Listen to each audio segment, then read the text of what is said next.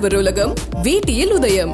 உதயம் வேட்டிகள் ஷர்ட்டுகள். தோல்வி பயத்துல 2 தொகுதிகளில் திரு ராகுல் காந்தி போட்டியிடுகிறார் அப்படின்ற விமர்சனத்தை எப்படி பார்க்குறீங்க? இல்லை, அது ஒரு தவறான விமர்சனமாக தான் பார்க்குறேன். என்ன 2 தொகுதிகளில் வட இந்தியாவில் ஒரு தொகுதி, தென்னிந்தியாவில் ஒரு தொகுதிங்கிறது ஒட்டுமொத்தமாக இந்தியா கூட்டணிக்கு வியூக ரீதியாக ஒரு பலத்தை தருவதான ஒரு நடவடிக்கையாக தான் நான் பார்க்குறேன். சரி, இது ரெண்டுலையுமே ஜெயிச்சாலும் எதை ராஜினாமா பண்ணுவார்னு அவர் அடுத்த கேள்வி வந்து. ஆமாம், அது காங்கிரஸுடைய முக்கிய பொறுப்பாக குறிப்பாக டெல்லியில் இருக்கக்கூடிய நண்பர்கள்ட்ட பேசினேன். அவங்க என்ன சொல்கிறாங்கன்னா, இப்போ 2026 கேரளா எலெக்ஷன்ஸ் வருது. ஸோ அவர் வயநாடை வெக்கேட் பண்ண போகிறதில்ல. அவர் ராபரேலியை வெக்கேட் பண்ணிவிட்டு அங்கே பிரியங்காவை ஃபீல் பண்ண போகிறாங்க அப்படிங்கிறது தான். ரெண்டுலேயுமே வெற்றி பெற போகிறாரு. அவங்களுடைய வியூகம் அதுதான். இந்தியா கூட்டணியுடைய ஸ்ட்ராட்டஜிங்கிறது கேரளாவில் they will retain the seat. ஏன்னா வயநாட்டில் அவருக்கு கிடைக்கக்கூடிய ராபரேலி வந்து ஆல்மோஸ்ட் ஒரு கிவன் பிளேஸ், அது ஒரு உறுதியான சீட்டு. வயநாட்டில் மக்கள் தென்னிந்தியாவில் காங்கிரஸுடைய வளர்ச்சிக்கு அது மிகப்பெரிய அளவில் இன்னைக்கு கர்நாடகத்தில் ஆட்சியில் இருக்காங்க, தெலுங்கானாவில் ஆட்சியில் இருக்காங்க, தமிழ்நாட்டில் கூட்டணியில் இருக்காங்க. அப்படின்னா அது ஒரு மிகப்பெரிய வியூக ரீதியா அவங்களுக்கு ஒரு பெரிய பலத்தை, கஷ்டமான நேரத்துல கை கொடுத்த தொகுதி, ஒரு மிகப்பெரிய ஒரு ஊக்கத்தை கொடுத்த, தென்னிந்தியாவில் மிகப்பெரிய ஒரு வளர்ச்சிக்கு, காங்கிரஸ் வளர்ச்சிக்கு ஊக்கத்தை கொடுத்த ஒரு அடையாளத்தை அவர் விட்டு கொடுக்க போறதில்லை. வயநாட்டை விட்டு கொடுக்க போறதில்லை.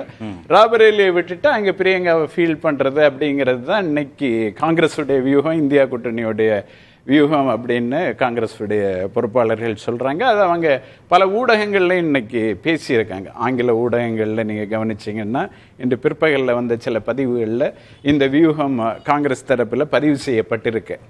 எனவே இது அவர் பயந்து ஓடுறாருங்கிறதெல்லாம் வெறுமனே ஒரு பரப்புரைக்கான ஒரு வாதம் தானே தவிர, அது இந்தியா கூட்டணி இன்னைக்கு மிகப்பெரிய, அதாவது குறிப்பாக உத்தரப்பிரதேசத்தை பற்றி பேசும்போது தேர்தல் கணிப்பாளர் யோகேந்திர யாதவ் ஒரு ஏறக்குறைய 15 தொகுதிகளுக்கு மேலே பயணம் பண்ணி, ஏன்னா அவர் இன்னைக்கு வரைக்கும் ஒரு தேர்தல் கணிப்பில் நீண்ட காலமான ஒரு சரியான கணிப்புகளை 35 வருஷத்துக்கு மேல ஒரு மேத்தமெட்டிக்கலான ஒரு கணிதவியல் ரீதியான கணிப்புகளை செய்வதில் அவர், அதுவும் குறிப்பாக கள தகவல்களோடு கள நிலவரங்களோடு செய்வதில் ரொம்ப வலிமையானவர்.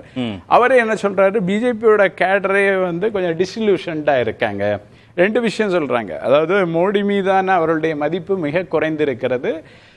கம்பேரிட்டிவ்லி யோகி மேல அவங்களுக்கு வேல்யூ இருக்கு. யோகி டெலிவர் பண்ண அளவுக்கு கூட நம்ம பிரைம் மினிஸ்டர் ஜாப்ஸ் இந்த மாதிரி விஷயங்கள்ல டெலிவர் பண்ணலைங்கிற பல புள்ளி விவரங்களை அவர் வெளியிட்டிருக்காரு. 2 ஆளுமைகள் இருக்காங்க. மோடின்ற ஒரு ஆளுமை, யோகிங்கிற ஒரு ஆளுமை, அதுக்கப்புறம் ராமர் கோவில் போன்ற விவகாரங்கள். இது எதுவுமே பாஜக கை கொடுக்காதுங்கிறது அவர் என்ன எதுல இருந்து சொல்றாருன்னா, எப்பவுமே ஒரு ஃபெட்டிக் ஒண்ணு வரும். ஒரு 10 ஆண்டுகள் யார் ஆட்சியில இருந்தாலும், நீங்க எவ்வளவு சிறப்பான ஆட்சி கொடுத்தாலும், ஒரு ஆட்சியில இருக்கும்போது உங்களுக்கு 2 விஷயம், அந்த அதிகாரம் தரக்கூடிய போதை, மமதை, அதனால நீங்க கொஞ்சம் பெருவாரியான மக்களை கண்டுகொள்ளாமல் இருப்பது, குறிப்பாக உங்களை சார்ந்தவர்களை நீங்கள் முன்னாடியே குஜராத் உதாரணம் இருக்கே, உதாசீன 25 வருஷத்துக்கு மேல அங்க இருக்காங்களே பாஜக. இல்ல நீங்க குஜராத்திகள் 2 பேர் நாட்டை ஆளுகிறார்கள் என்கிற ஒரு கோபம் பல மாநிலங்களில் உள்ள பிஜேபியினருக்கே இருக்கிறது. இன்னைக்கு பல பதிவுகள்ல குறிப்பா தேர்தல் கணிப்பாளர்கள் யோகேந்திர யாதவ் உட்பட பல கணிப்பாளர்கள் வைக்கப்படுகிறது. அவள் குஜராத்தை கவனிக்கிற அளவுக்கு மற்ற மாநிலங்களை கவனிக்கவில்லை. நம்ம தமிழ்நாட்டு முதலமைச்சரே அந்த விமர்சனத்தை தொடர்ச்சியை வைக்கிறாரு. ஒரு பேரிடர் வரும்போது, இங்கு வெள்ளம் வரும்போது, இங்கு 267 கோடி 35,000 கோடி கேட்ட இடத்தில் இவர் 267 கோடி வருது.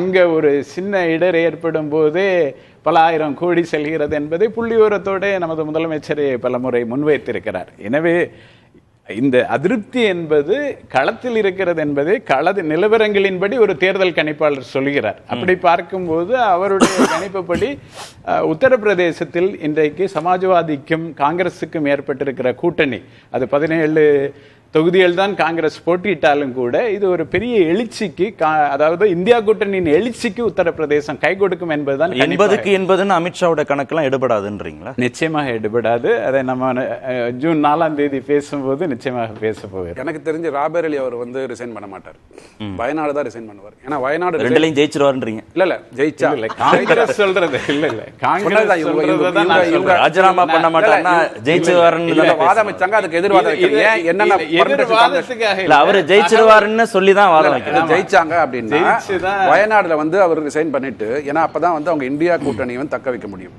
ஏன்னா வந்து அடுத்து ஐயா சொன்ன மாதிரி 26ல தேர்தல் வருது, மாநில தேர்தல் வரும்போது அப்போ வந்து அந்த கூட்டணி கலைவதற்கான வாய்ப்பு இருக்கு. ஸோ அவங்களுக்கு வந்து இப்போ ராபரேலியில வந்து கண்டிப்பா இந்தியா ஆட்லாண்ட்ல வந்து ப்ரூவ் பண்ணிட்டார் அப்படின்னா இதை விட்டு கொடுத்து இந்த கூட்டணியை தக்க வைப்பதற்காக ஒரு எக்ஸப்ஷன்ல ஒன்று பண்ணுவாங்க. அப்படிதான் நான் பாக்குறேன். ஓகே, ஆசீர்வாதம் சார், நீங்க சொல்லுங்க எதை ராஜினாமா பண்ணுவாருன்னு. இடைவேளைக்கு போயிடலாம்.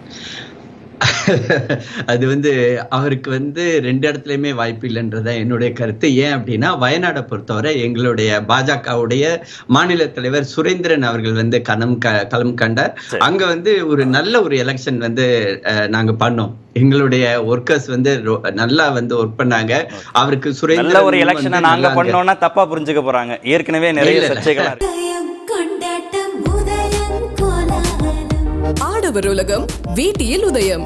உதயம் வேட்டிகள் ஷர்ட்டுகள்.